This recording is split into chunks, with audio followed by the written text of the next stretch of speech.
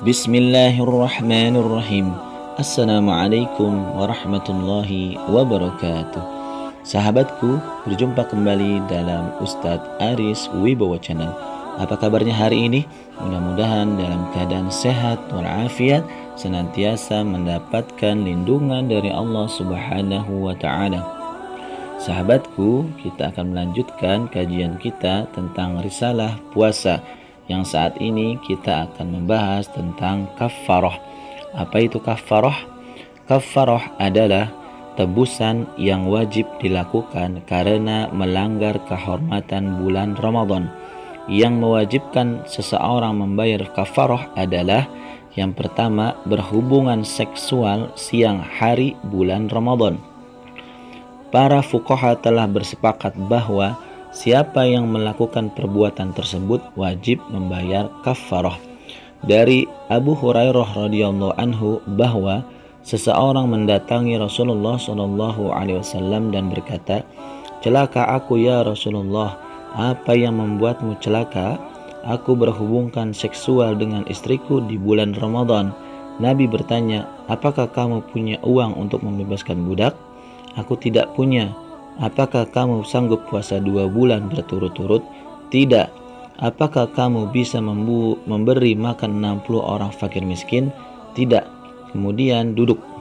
Lalu dibawakan kepada Nabi sekeranjang kurma. Maka Nabi berkata, "Ambillah kurma ini untuk kamu sedekahkan." Orang itu menjawab lagi, "Adakah orang yang lebih miskin dariku ya Rasulullah?" "Tidak lagi orang yang lebih membutuhkan di barat atau timur kecuali aku." Maka Nabi SAW tertawa hingga terlihat giginya, lalu bersabda, "Bawalah kurma ini dan beri makan keluargamu." Hadis riwayat Bukhari. Adapun batasan hubungan seksual itu adalah bila terjadi persentuhan dua kelamin meski tidak sampai penetrasi atau tidak keluar mani. Hal itu tetap dihitung hubungan seksual yang membatalkan puasa sekaligus mewajibkan membayar kafarah. Kedua adalah makan dan minum secara sengaja tanpa uzur. Pendapat ini dipegang oleh sebagian ulama seperti Imam Abu Hanifah, Imam Malik, dan Ats-Tsauri. Namun fuqaha lainnya seperti Imam As-Syafi'i, Imam Ahmad bin Hanbal, serta Ahluz Zahir mengatakan bahwa makan minum secara sengaja hanya mewajibkan qada dan tidak perlu membayar kafarah. Yang mewajibkan bayar kafarah hanya bila berhubungan seksual suami istri di siang hari bulan Ramadan. Denda kafarah itu ada 3 macam, yaitu pertama, memerdekakan budak; 2, puasa 2 bulan berturut-turut. Kewajiban puasa ini adalah sebagai kafarah dari dirusaknya kehormatan bulan Ramadan. Selain wajib mengganti hari yang dirusaknya itu dengan puasa di hari lain, ada kewajiban berpuasa 2 bulan berturut-turut sesuai dengan hitungan bulan Qamariyah. Syarat untuk berturut-turut ini menjadi berat karena manakala ada 1 hari saja di dalamnya di mana dia libur tidak puasa, maka wajib baginya untuk mengulangi lagi dari awal, bahkan meski hari yang ditinggalkannya sudah sampai pada hitungan hari yang paling akhir dari 2 bulan berturut-turut. Ketiga, memberi makan 60 fakir miskin. Pilihan ini adalah pilihan terakhir ketika seseorang secara nyata tidak mampu melakukan kedua hal di atas, maka wajiblah memberi makan 60 orang fakir miskin sebagaimana yang dijelaskan oleh Rasulullah SAW yang wajib membayar kafarah. Para fuqaha berbeda pandangan dalam hal ini. Sebagian mengatakan bahwa kewajiban membayar kafarah ini hanya dibebankan kepada laki-laki saja dan bukan pada istrinya, meski mereka melakukannya berdua. Tetapi pelakunya tetap saja jatuh pada laki-laki, karena biar bagaimanapun karena laki-laki yang menentukan terjadi tidaknya hubungan seksual.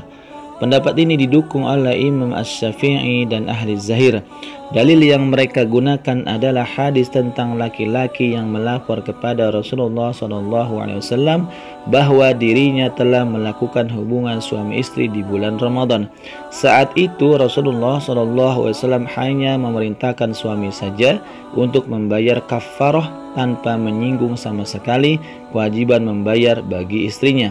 Namun, sebagian fuqaha lainnya berpendapat bahwa kewajiban membayar kafarah itu berlaku bagi masing-masing suami dan istri. Pendapat ini didukung oleh Imam Abu Hanifah, Imam Malik, dan lainnya.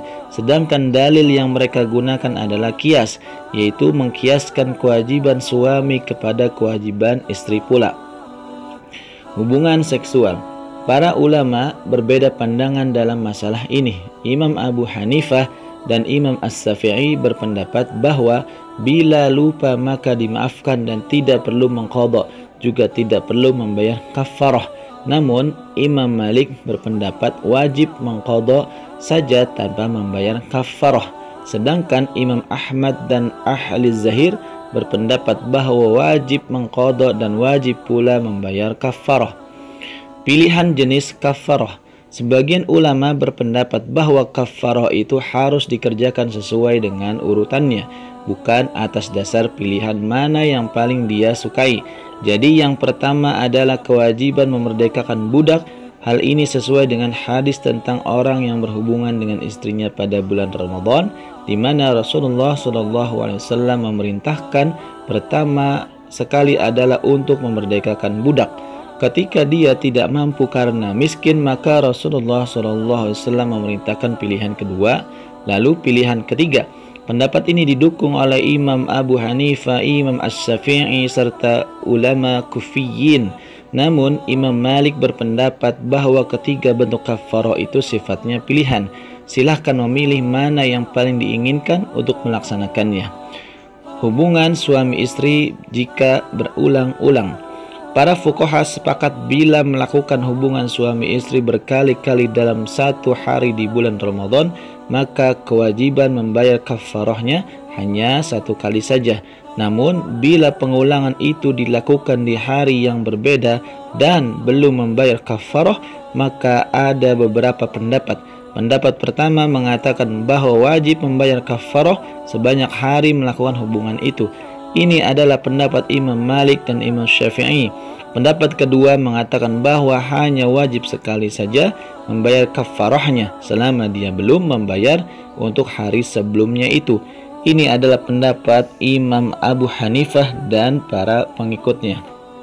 Sahabatku, itulah bahasan tentang kafarah. Mudah-mudahan kita bisa memahaminya dan kita akan bertemu kembali pada kajian yang akan datang.